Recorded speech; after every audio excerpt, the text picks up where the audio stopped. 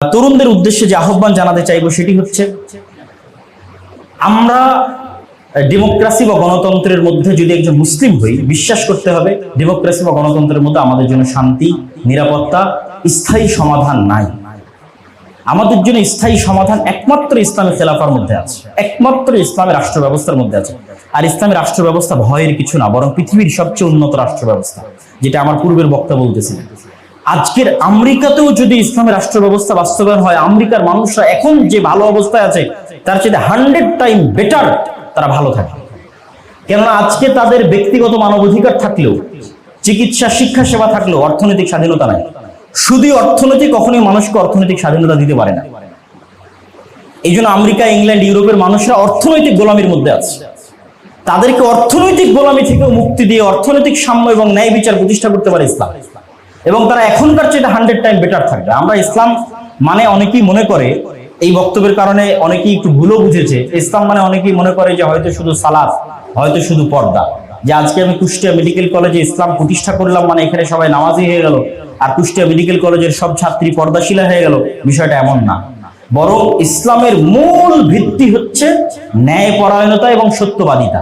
এটার দলিল আল্লাহ যে আয়াত দিয়ে আজকের বক্তব্য শুরু করেছিলাম। আল্লাহ সুবহানাহু ওয়া তাআলা বলছেন, ওয়া তাম্মাত কালিমাতু রাব্বিকা সিদকাও ওয়া আদলা। আল্লাহ যত বিধান দিয়েছেন পৃথিবীতে, প্রত্যেকটা বিধানে বেসিক দুইটা জিনিস আছে, আল্লাহর আদেশ, আল্লাহর নিষেধ সম্পূর্ণ হয়ে গেছে দুইটা জিনিসের উপর, সিদকাও ওয়া আদলা, সত্যবাদিতা এবং ন্যায়পরায়ণতা। লা মুবাদদিলা লিকালিমাতিহি, আর আল্লাহর এই দুইটা জিনিসের কোনো চেঞ্জিং নাই। আল্লাহর সত্যতার এবং আল্লাহর ন্যায়পরায়ণতার, এবং এই দুটোর উপর ভিত্তি করে আল্লাহ যা বিধান দিয়েছে আর কোনো চেঞ্জিং নাই।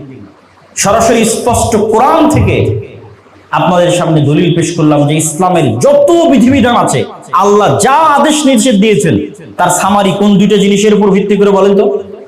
সত্যবাদিতা এবং ন্যায়পরায়ণতা। আল্লাহ সুবহানাহু ওয়া তাআলা নিজে সত্যবাদী, তিনি ন্যায়পরায়ণ। তিনি যত নবী রাসূল পাঠিয়েছেন, প্রত্যেক নবী রাসূলকে তিনি জন্মগত সত্যবাদী এবং ন্যায়পরায়ণ করে পাঠিয়েছেন।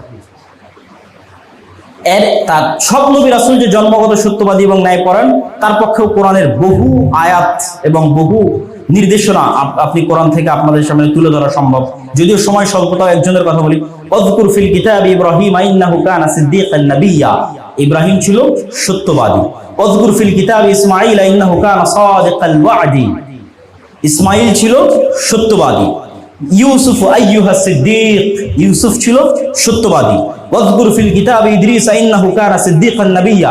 ইদ্রিস ছিল সত্যবাদী। আর আমাদের নবীর কথা তো বলার অবকাশ রাখে না, যে তিনি নবুয়ত পাওয়ার পূর্বে, সালাত, সিয়াম, হজ, যাকাতের আদেশ পাওয়ার পূর্বে, কোরআন পাওয়ার পূর্বে জন্মগত সত্যবাদী এবং ন্যায়পরায়ণ। এবং সত্যবাদী হওয়া এবং ন্যায়পরায়ণতা হওয়ারই মানদণ্ড হচ্ছে তাওহীদ। আপনি আল্লাহর সাথে সত্যবাদী মানে, আপনি আল্লাহর প্রতি ন্যায়পরায়ণ, ন্যায় বিচার করতে চান মানে আপনাকে তাওহীদে বিশ্বাস করতে হবে। আল্লাহর কোনো বিধান অন্যায় নয়, আল্লাহর কোনো বিধান মিথ্যা নয়। আল্লাহ যে আমাদের 5 ওয়াক্ত সালাতের আদেশ দিয়েছে, এর কোনো আদেশ অন্যায় নয়। এই প্রত্যেকটা আদেশ হচ্ছে সত্য এবং ন্যায়। যে কোনো আদেশ যদি আপনার মনে হয় যে ইসলাম চুরি করলে হাত কাটতে বলছে, ইসলাম মেয়েদেরকে ধন সম্পদ, বাপের সম্পত্তিতে কম দিতে বলেছে, না। আল্লাহ বলেছে আল্লাহর প্রত্যেকটা বিধান সত্যের উপর তৈরি হয়েছে, প্রত্যেকটা বিধান ন্যায়ের উপর তৈরি হয়েছে। আর আল্লাহ নিজের উপর অত্যাচার করা হারাম করে নিয়েছেন, এবং তিনি কিয়ামতের মাঠে ন্যায় বিচার প্রতিষ্ঠিত করবেন। তাহলে আমরা যদি সামারি করি, তাহলে আমাদের প্রজন্মকে কি শিখতে হবে? সত্যবাদিতা এবং ন্যায়পরায়ণতা। গত 15 বছর ফ্যাসিজম টিকে ছিল কিসের উপর ভিত্তি করে? নামাজি লোকের, নামাজি ওসি ডিসি এসপির কিন্তু অভাব ছিল না। ওমরাকারী হাজি ওসি ডিসি এসপির কিন্তু অভাব ছিল না। আর এরকম জালসা সম্মেলনে প্রধান অতিথি আর কমিটির মেম্বার হবে এরকম ওসি ডিসি এসপির কিন্তু অভাব ছিল না। অভাব ছিল কোন ওসি এসি ডিসপির? সত্যবাদী, ন্যায়পরায়ণ। সাবআতু ইযিল্লুহুমুল্লাহ ইয়াওমা লা যিল্লা ইল্লা যিল্লুহ। 7 শ্রেণীর মানুষকে আল্লাহ সুবহানাহু ওয়া তাআলা আরশের নিচে ছায়া দিবেন। তার 1 নাম্বার ইমামুন আদিল, ন্যায়পরায়ণ প্রিন্সিপাল, আল্লাহর আরশের ছায়া পাবে। ন্যায়পরায়ণ ভিসি, আল্লাহর আরশের ছায়া পাবে। ন্যায়পরায়ণ ওসি ডিসি এসপি, আল্লাহর আরশের ছায়া পাবে।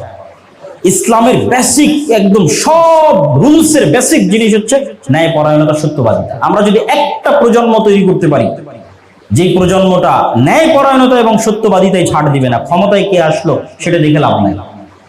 সে তার যে দায়িত্ব পেয়েছে সেই দায়িত্বের সাথে সত্যবাদী থাকবে, ন্যায়পরায়ণ থাকবে, তাহলে আর কিছু লাগবে না, ইসলাম এমনি প্রতিষ্ঠা হয়ে যাবে।